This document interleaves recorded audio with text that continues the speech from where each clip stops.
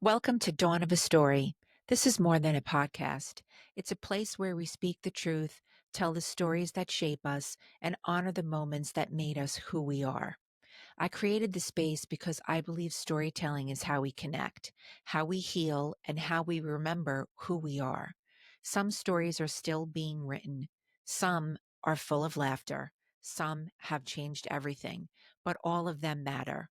Whether it's my story or one of my guests, my hope is that you hear something that resonates, that reminds you that you are not alone and encourages you to tell your story too. So settle in because every story starts somewhere, and this one starts now. Thank you for tuning in and welcome to Dawn of a Story. I'm your host, Dawn Pascal.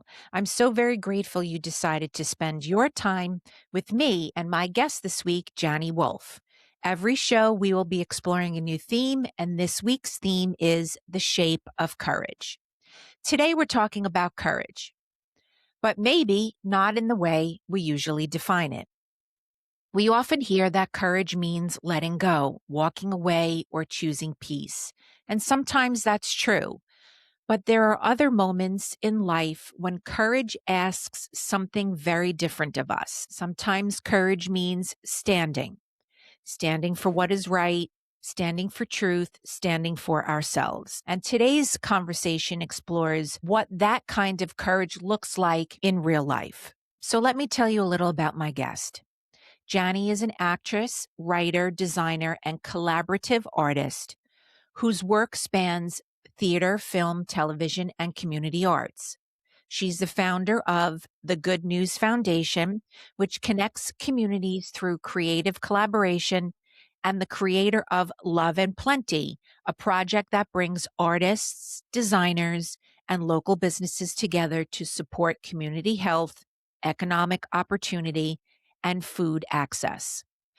Jannie also serves as the gallery director and curator of Yes Gallery in Hoboken, a community art space dedicated to creative expression and connection. So without further ado, let's get started. Hi, Jannie. How are you? So good to see you. So good to see you, Dawn. Yeah. Love you all the time. And it was so wonderful to, just be invited to be a part of this wonderful project that you have on this beautiful podcast you're doing. Thank you. I'm so excited. I'm so excited to start chatting with you. So, when you hear the phrase the shape of courage, what does that mean to you in your life right now?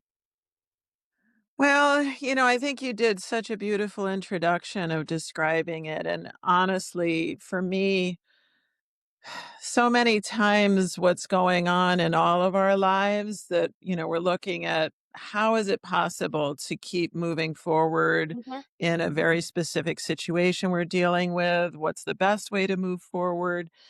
And so many times I think that what we're facing is, and you and I have talked about this before in many different times in our lives, Mhm. it really is a walk of faith, and it's looking at the situation not through our own eyes, but really asking for whatever our higher power, whatever our, the point where we can just sit back and say, okay, what is the best way for me to move forward in this? Not what I see, but where is there a step forward? Is there a step forward? Should I be stepping forward? Should I be standing?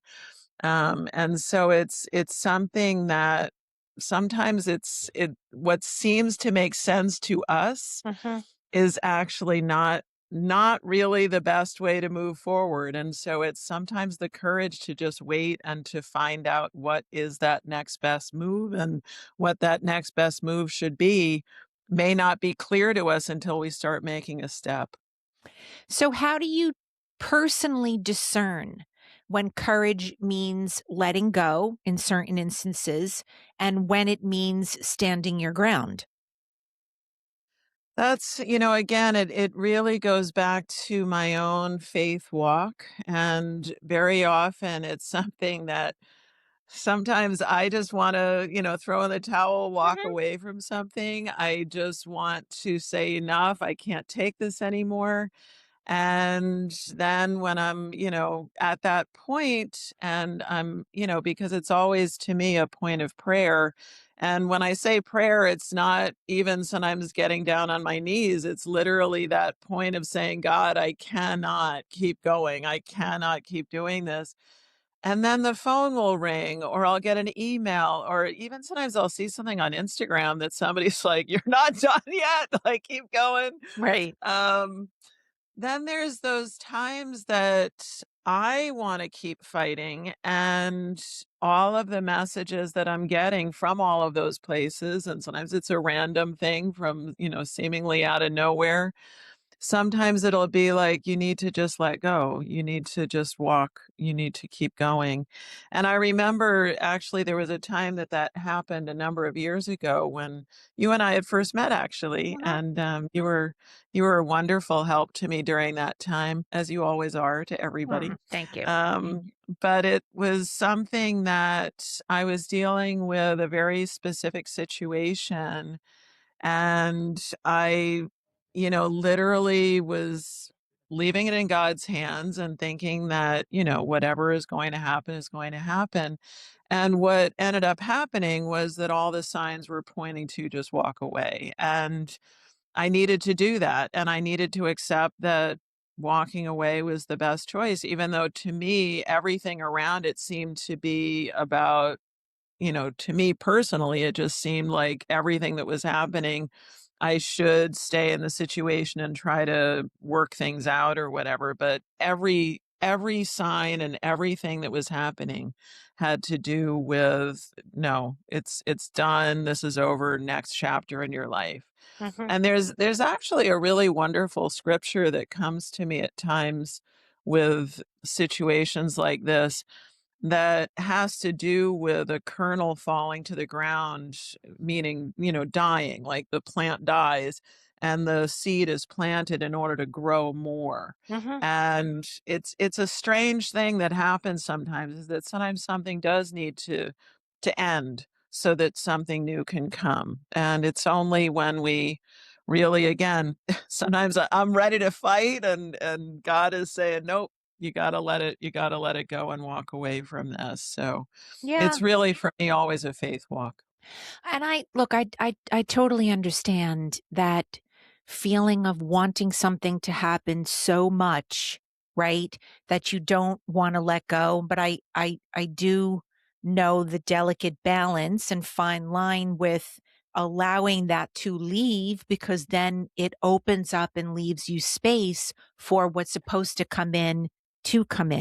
And I know that that is a dance sometimes, and faith for me has, um, wavered over the past couple of years when I was not sure if I was making the right decisions or felt maybe a little bit like a failure because I wasn't sure that I wanted those things to leave, or was I not giving enough to try enough to keep it hanging on? So faith really did play a very, very big role for me in even renewing my faith and trust and ability to understand the difference between and know those times when, okay, you know what? I think I need to let that go because it doesn't serve me anymore right now.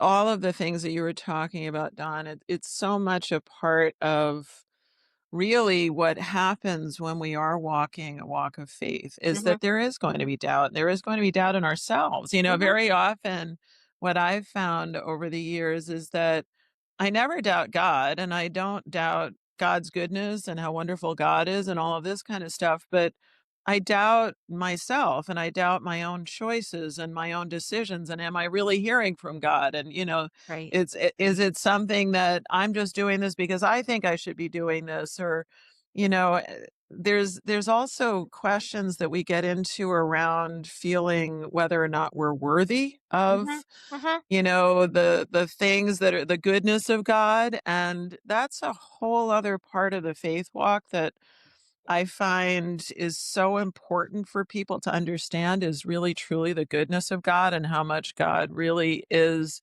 always wanting us to have the best, do the best. And so it never comes down to are we worthy, even though we may think that it does. Right. And even within the things that we may do that are mistakes, God already knows the end from the beginning. So it's already been planned. So, and I'm not saying like go ahead and make the mistake, but I'm just saying that if we're really prayerfully trying to work forward, walk forward in these different ways and work for the best in the situation for ourselves and for everybody else, there is sort of a grace and a blessing that comes over that even within the things that we may do that, we look in hindsight and say, "Oh God, why did I do that? I shouldn't have done that." Right. It in God's eyes, it wasn't a mistake. It's something that we can actually learn from. The only times that I find that I've really made a mistake in terms of doing something that I would consider to be wrong is if I clearly heard from God, like, don't do this, like, don't freak out, like, don't yell at that person, or whatever it was. And I do it anyway because I just can't control myself. Yeah. That's the point that, and again, I've even had situations in my life where I've freaked out and I've done things that have been really dumb. I mean, like, really have created huge problems. And even in that, there is grace because once we recognize, like, ugh, that was a real big mistake, there is always a way to get back to doing the right thing, Right. apologizing to that person, whatever it was. So it really becomes about sometimes we create more problems for ourselves than we need to, but there's always a way to turn that back around and start to come to a better resolution. Yeah, So and I would say also reestablish the understanding for yourself that, your intuition and your gut and your faith really is something that you want to stay in tune to, right? So sure, we all make mistakes because no, if I keep forging forward, I can get that end goal to happen. And sometimes those setbacks are setups for something that is supposed to be better for you. But to me, I feel like it's reestablishing how important, that gut intuition and faith is for yourself.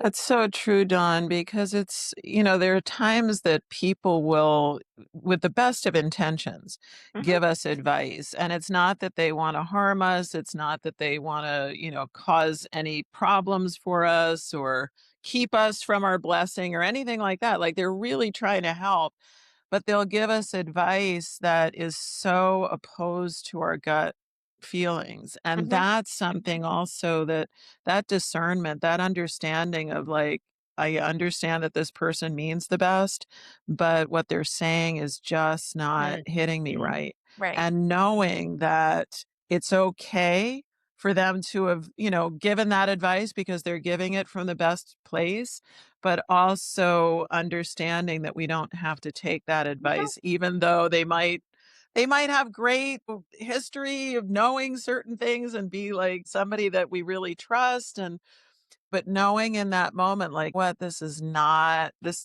feel right to me. And Right. this is not Right. where I need to be going in this particular situation. And the other thing that it just made me think of something that sometimes we're looking at. Another scripture that just came to mind is, "Behold, I'm doing a new thing." Sometimes in these situations, we've had our own history of things that have happened in a certain way. We've needed to deal with things in a certain way. Maybe we learned something through a situation. We're like, oh, I'm never going to do that again. And then Mhm. we're faced with this other situation that seems very similar, but God is like, "No, no, no, you're not gonna do this the same way." And you're like, "But it worked last time." Like, this is where I should go. And again, it starts to become almost this discernment between ourselves of what our own past experience of a situation might be, and that this situation is a new situation, even Mhm. though it may seem very similar.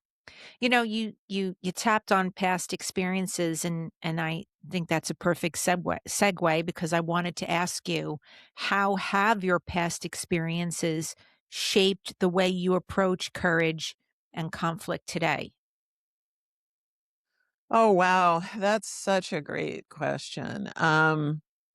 One of the things that used to be part of my past, and this is going from, early childhood and, dealing with certain things that I had to deal with, that my whole thing was avoid conflict at all costs, like don't have that conversation with that person because they're just not going to understand. Just change the way that you're dealing with them to it's the whole please and appease, make sure that everybody's happy so that things stay calm. And if they want something, give it to them. If you can't give it to them, give them as much as you can. And there's a certain part of that that is rooted in fear. Mhm. And one thing that I've learned is that God has not given us a spirit of fear. So God doesn't want us walking through life pleasing, appeasing people. We should be kind to people, to be respectful of people. But if people are taking advantage, if people are not doing the right thing to us and for us, it really is a big part of it to be able to stand our ground in a kind way, Mhm. in a respectful way, not losing it, not not telling people off or whatever, but to be able to say no to people, to be able to tell people what we're capable of giving or not giving and why, and being clear with people about those things. And I think there's another whole part of it that's such a great question, Dawn, because there's so much a part of our past experience that does inform the way that we act with people now, and learning that, for me, in the past, it used to be either please and appease. And then when I would get really angry about pleasing and appeasing, then I'd blow up at people, tell them off and tell them, how dare you and whatever. Right. So now it's become much more about having a peaceful response to people and taking time before I respond. Because sometimes, you get these emails from people or these demands from people or whatever it is, and you're like, this is so crazy and unreasonable. But it's recognizing that, okay, I'm not going to respond in that moment that I'm angry about what they're doing. I'm going to take that time. And again, that prayerful time of really saying, how do I respond to this in a way of saying no without losing my temper and with explaining my perspective in a way that is professional, decent, and respectful of the other person. And so there have been times in my life that have definitely informed my ability to stand my ground, that God is taking me through now to show me you can stand your ground in a way that is not angry and upset and losing it. But again, it's a definite walk and it's a definite growth point, Mhm. because people do certain things and my blood pressure still goes straight through the roof. But it's taking that moment before responding so that I can respond in a much more measured way to Yes, what's being. obviously that's healthier for you, and boundaries and structures are good. They're not debilitating. They are there to provide, I think, a healthy framework for people to be able to function with each other. And I know sometimes developing those boundaries are not always the easiest thing for any of us to do, right? Back to the please and appease, um and sometimes it's just better, "Oh, yeah, yeah, yeah, I'll just do that just because it's just easier for me to do that." But yeah, you're not really fixing the issue, right? You're sort of just continuing to feed it and play along with it. Absolutely, and You just described it so well what happens because that feeding into it, it just gets worse and worse and worse, and it Right, doesn't solve anything. You right, know? And then it does eventually usually come to a point that you gotta say no or you gotta stop the thing, and then it's even worse, and then right, the person is so used to you going along that then they react and, it just right. starts No, to I know. escalate No, I know, everything. I know, I know. I totally, do understand. I know we've had several off camera conversations, and I know how important and how observant you are of how people around you can influence your life. And I'm not necessarily saying specific decisions, but I call them happy accidents, right? You and I reconnecting again, well, there's a reason why that happened, right? And I firmly believe that. So I want to ask you, how do relationships and support systems impact your ability to stand up for yourself, and for what you believe is right? That's another wonderful question, Dawn, because you know from our past discussions and our history Mhm. together that community and relationships are, to me, what it's all about. That's what we're here for. Yep. That's, in my opinion, that's what life is all about is connecting with other people in positive ways and helping each other and supporting each other.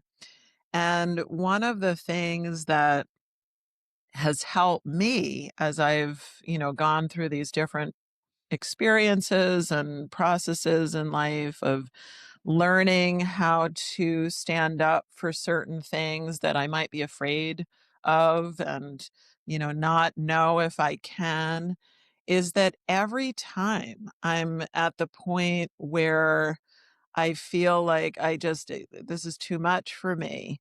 Someone does reappear in my life. Mhm. And I have this joke that my life is like a Charles Dickens novel. And and I don't know if, the people out there who may or may not be big Charles Dickens aficionados. It was part of my family is that we're a very literary family. We love to read and I grew up on these amazing novels. Okay. And I was actually just at an event yesterday and I was talking to somebody about one of the things that I was dealing with and they said, "Oh, have you ever read Bleak House?" And I said, "It's funny that you say that because yes, I have."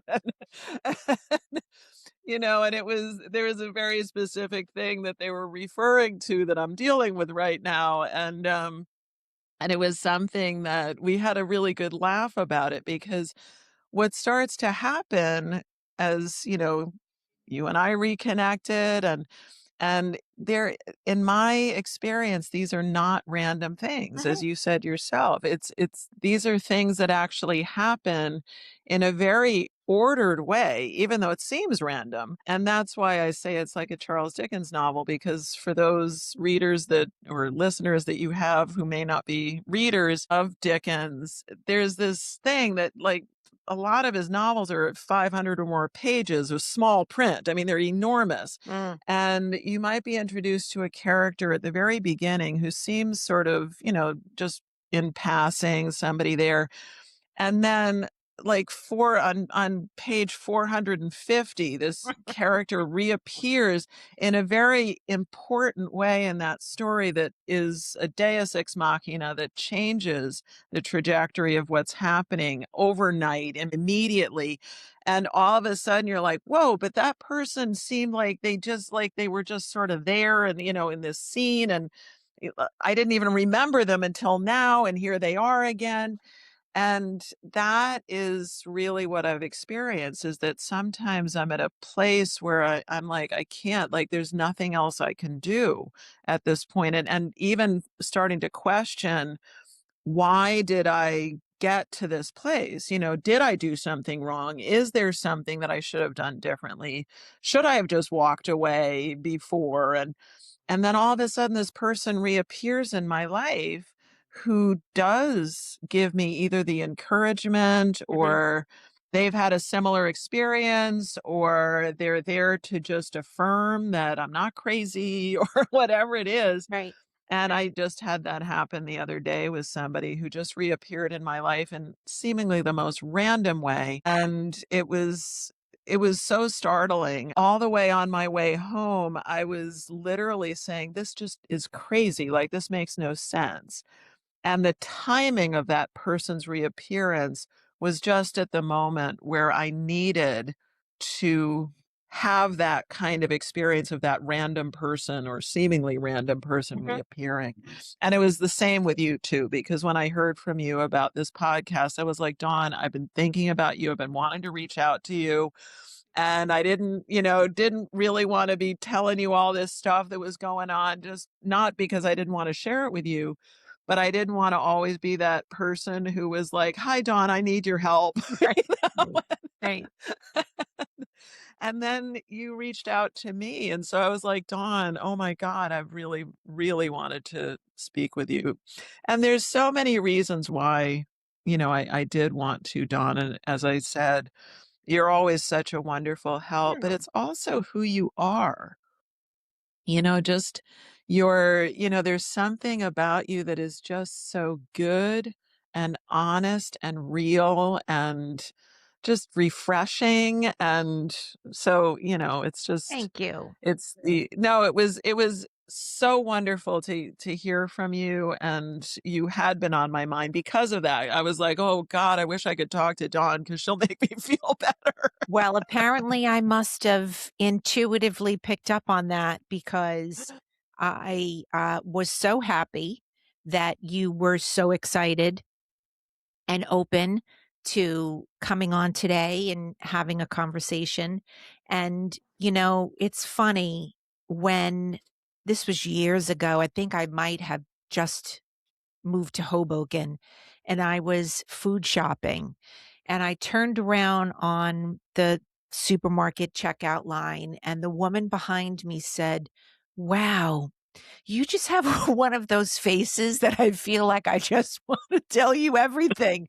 And I thought, well, that's a really very interesting comment for someone to make. Yeah, I don't know why I just went down that road, but I feel very comfortable doing that. Look, if you've got something on your mind and sometimes you just want to hear a different opinion that's objective and you got to get out of your own mind, whatever tornado that you're going through and just hear from somebody else. There's never anything wrong with just reaching out to someone and say, "Hey, you're on my mind." And look, and you see where the conversation goes. That's why we're all here. That's why we're all connected. I agree with you on that, absolutely. And I got a call the other night. It was such a weird situation, and it was different from what you're describing, but it was similar in the sense that this person was, it was somebody I hadn't talked to in years. And his name came up on my phone and I was like, is this like spam? Like, what Mm. is this really the person? And it was somebody that I like very much and that I did have a very big history with years ago. We had worked in ministry together and, but it was just so weird because I was like, wow, I haven't heard from him. And I was kind of hesitant to answer, but then I answered and he literally said to me, he was like, "You were just on my mind." And I said, "It's so bizarre to hear from you," because I had been thinking of specifically about some of the work that he and I had done Mhm. together and hadn't really been thinking about reaching out to him, but I had been thinking about this work that we had done together and it was related to something else that I'm working on now and some decisions that I've been making and one of the things that was so wild was that it was literally just that call out of the blue.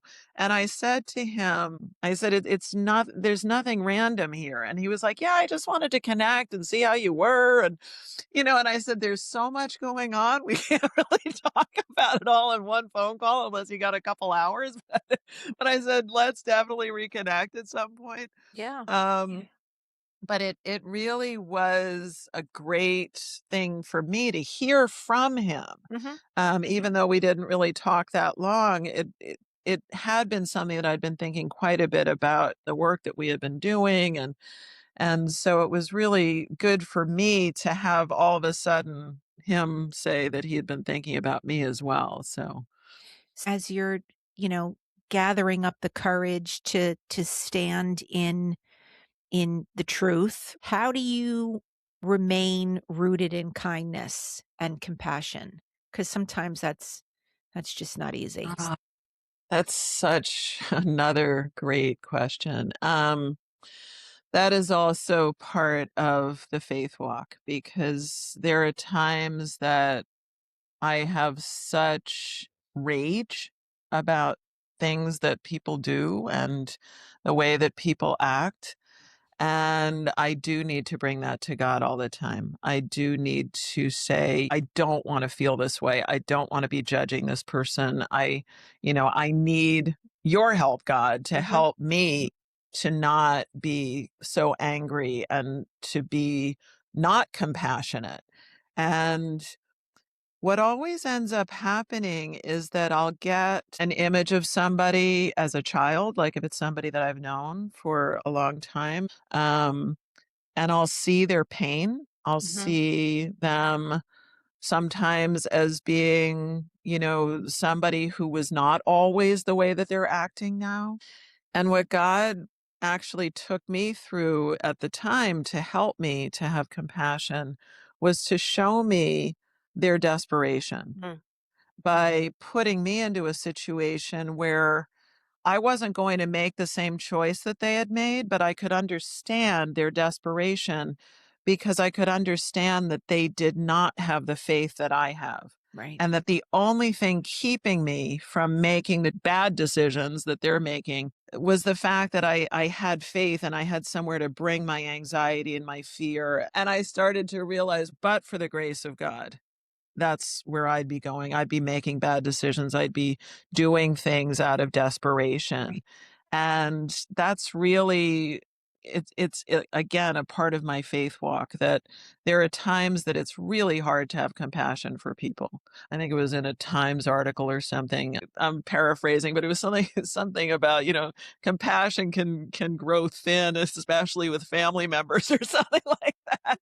And it's there are times that we're feeling like we have to be compassionate, and even other people will tell us, "No, you don't have to be," like they're doing rotten stuff. But the truth of it is, and it's a hard truth, is that we always need to be compassionate. Mhm. And being compassionate doesn't mean that we say that what's going on is okay, but it's understanding that that person is doing it because they don't really know anything else to do in Right. that particular moment. Right. So, What's your routine to keep faithful?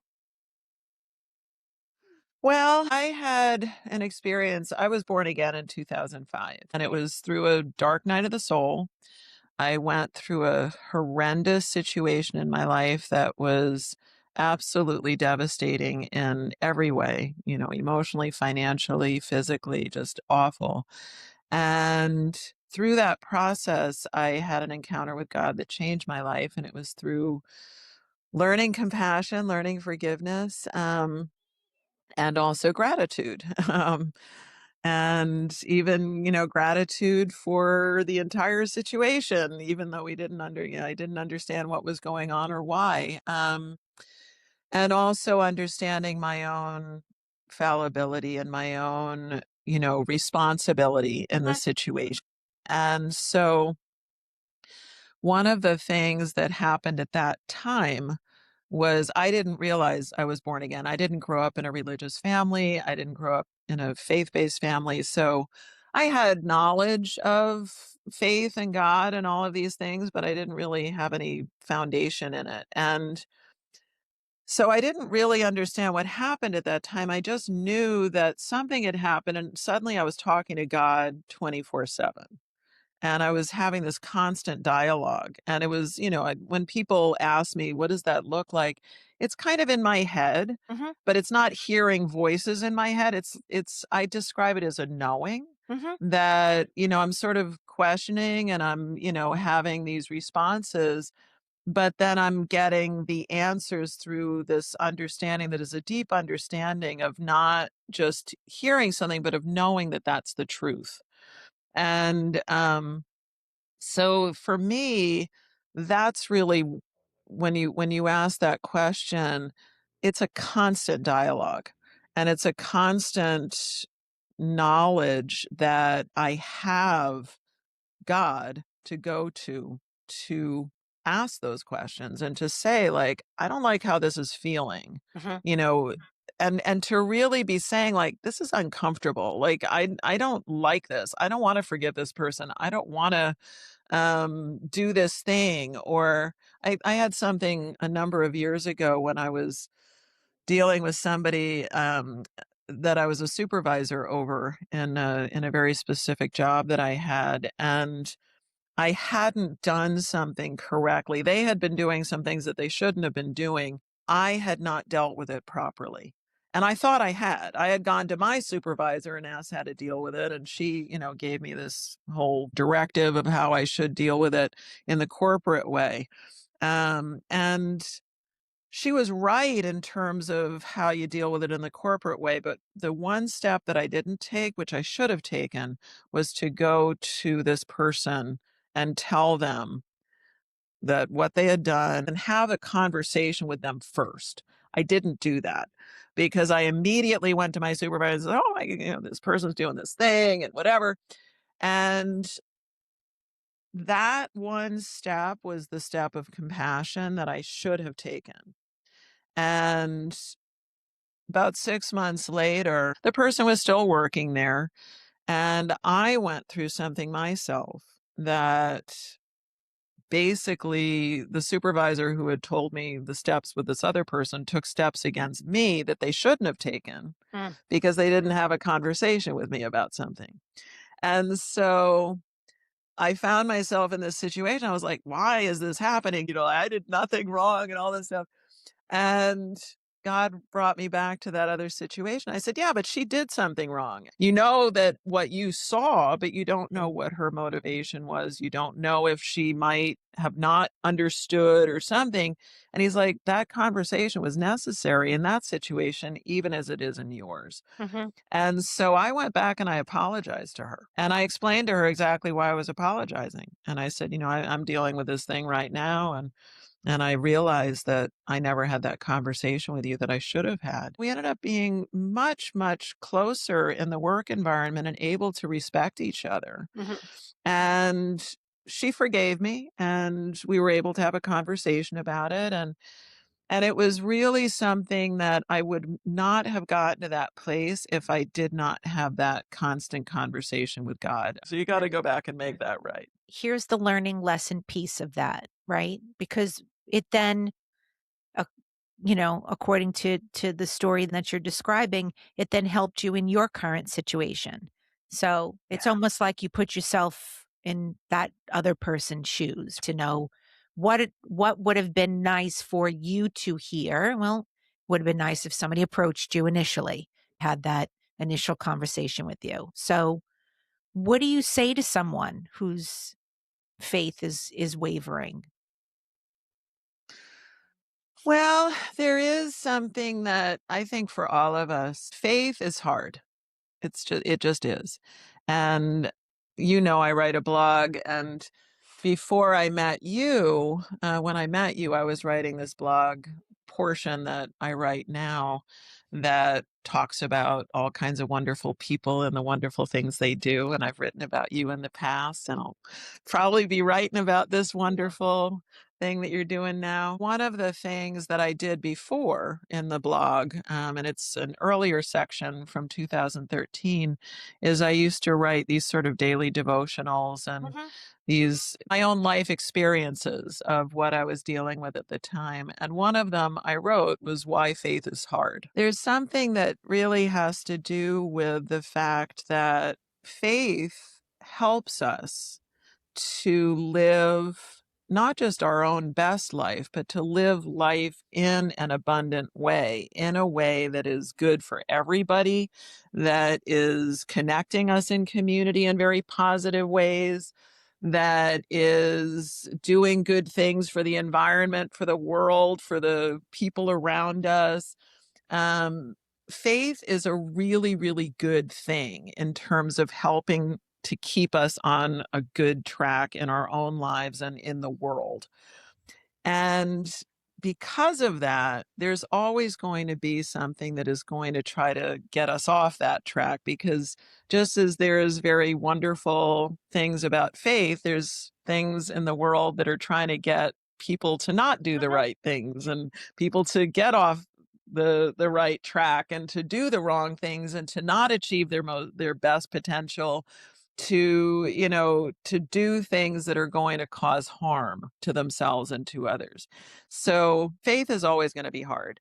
There's always going to be a battle. We talk about it in the faith world as being a spiritual battle, that we're constantly in this battle of whether we're going to follow the steps of faith or whether we're going to fall. And we do sometimes fall. We do sometimes falter. We do get these moments of deep doubt.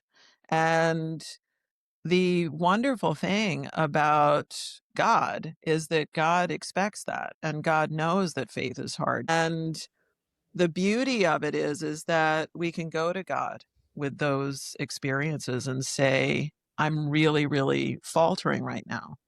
And, there's another wonderful passage that's a story of a person who goes to God and says, help me with my unbelief. I do believe, but help me with my unbelief. And I go to God with that a lot, that I say, help me with my unbelief because I feel like I'm faltering here. I'm feeling like I'm losing my own ground. And that is something that we can always ask for help with. I remember years ago, a friend of mine told me a very funny story that he was kind of fighting with God about faith and wavering and saying like, you got to do this and you got to do that. And people that knew him said, you can't tell God what to do. And he was like, well, if God wants me to believe in God, this has to happen. And he said things started to happen. And it was almost like God was like just saying, okay, if you're going to be this much of a pain in the neck, like the way that he told the story was hilarious, that he was like, all right, so you need me to give you this job in order for you to believe in me. All right, here's the job. Like, Right. come on, dude. Like, and I won't say that that's a good way to go, but I tell that story because in a moment of real despair, a couple months ago, I literally was at a friend's house and I was really upset about something and, just saying, I need a sign and, I don't know what to do at this point. And I turned around from this moment and my friend has this wall hanging on a Mhm. door that is kind of around a corner. Like I had never really seen it. And it said, "Be still and know that I am God." Mm. And I had literally just said, like, "I need a sign." I said, because I've gotten to this place that I know that I shouldn't be asking God for signs anymore, but I was like, "I'm really sorry, but I'm at a terrible point right now. I don't know what to do, and I just need something." And I turn around and I see, "Be still and know that I am God," which is also Psalm 46, which is a favorite psalm. So then I went back and I read Psalm 46, and then I was back on track again because it was exactly what I needed to You needed hear. to say it. Um, yeah, I needed the sign, and there Yeah. was the sign. Literally the sign. Literally. Johnny, look, I really just want to thank you for presenting your truest self, faith-filled, and having the courage to show up. And I'm excited that we could make this happen. But I don't want to say goodbye yet. I want to say before we go, I ask every guest the same question because I believe the stories we leave behind say so much about how we show up in the world. So, Johnny, tell me what's one story, big or small, that you hope people remember you for? Oh gosh. Well, one of the things, and this is something that is a part of the faith walk as well. So many times when I'm going through different situations and I'm trying to figure out, like, why did I make this choice? Why did I do this thing? This did not work out the way that I wanted it to. There are things that will come up or people that will appear who will tell me why, from their perspective. And I was sharing recently with somebody who I've known for a number of years about some of the challenges that I've been dealing with and had been dealing with in the past, and how difficult it was sometimes to think about moving forward. And she said to me when we were talking about these people that would appear and say, well, but you did this and you did this. And she said, Jannie, that's your legacy. Mm. And a story that came into my mind, which to me is huge, and it's from a number of years ago when I was the director of an after school program. And it was very, very difficult. It was in the inner city. And there were so many things about it that were really things that I wanted to do for the community that were really difficult to do for a number of reasons, finances, Mhm. funding, all different kinds of stuff, but also some of the people involved in the program itself. There were different things that were happening. And I eventually had to leave. And I really felt like, and this was one of the times when I was telling you earlier about, you know, a, a, a a kernel falling to the ground, that God said to me, you got to go. And I was just like, but there's so much that I wanted to do, and what's going to happen to these kids. And I was really feeling terrible, but I knew I had to go. And I ended up going on and doing more work, even in that same community in different ways. And so it wasn't lost, but at the time it felt really Mhm. terrible. And I felt like I was being forced to leave these kids that needed so much and that I wanted to give to so much. And years later, I ran into one of the young girls who had been in the program. And I forget, she had been around 11 or something when she was in the program. When I ran into her, she was in school as a lawyer. She was just about to graduate. She was going into, I think, criminal law, but she was also going to be doing a lot of community-based work. She looked amazing. And I literally, it was one of those moments my jaw dropped because she recognized me and I almost didn't recognize her. And she looked at me when she was, telling me all about these wonderful things that she was doing. And she said, I owe this all to you. Mm. And honestly, I never thought that because I didn't know she wanted to be a lawyer. I didn't know I wasn't a part of that whole part of her life. I met her when she was 11 or something. And she said, "You believed in us enough to keep showing up every day." Mm. And then she said to me, she said, "Sometimes we weren't, that great to you." And I was we're standing there on the street. I started to cry. I was laughing, but I was like, I can't. I said, "You look so beautiful." And she was like, "But I owe this all to you." Mm. And again, I don't honestly think that she did owe it all to me, but the showing up that you just said, that's what it makes me think of, is that sometimes it's just showing up and it's allowing God to work through us even when we do not see what's happening or the point of it all, or Mhm. why am I here? Why did I bother? That's why we bother, because something else is going on that we're not even seeing. Right. So, Beautiful. I'm so happy that you shared everything that you shared with me and everyone today. And I want to thank you for being part of the story today. And I want to thank everyone for tuning into this episode of Dawn of a Story. If you heard something today that moved you, made you laugh, or made you think, please share it with someone you love. Like and subscribe to the show. And if you're feeling brave, I'd love to hear your story by commenting below. It helps other story lovers find us too. If you'd like to connect with Jannie, she can be reached through her email. That's Jannie_Wolff at yahoo.com, or through her Instagram account, which is the same handle, Jannie_Wolff. I'll also put that in the show notes so you can get the correct spelling. Until next time, keep listening, keep sharing, and keep telling your story. Jannie, so grateful. Thank you so much. This was a beautiful conversation. Oh, I'm so grateful too. Thank you so much, Dawn.